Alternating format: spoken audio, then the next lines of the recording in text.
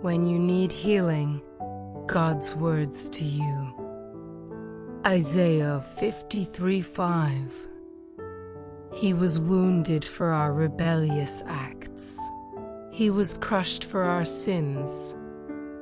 He was punished so that we could have peace, and we received healing from his wounds. Let us pray. Heavenly Father, in the quiet sanctuary of your presence, I offer you the broken shards of my being. With humble gratitude, I thank you for the beautiful restoration you work within me.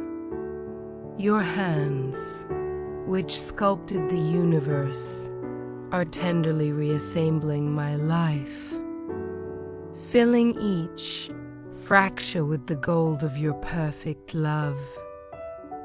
Thank you for not discarding me amidst my imperfections, but for valuing me enough to mend me with the costly currency of your Son's sacrifice.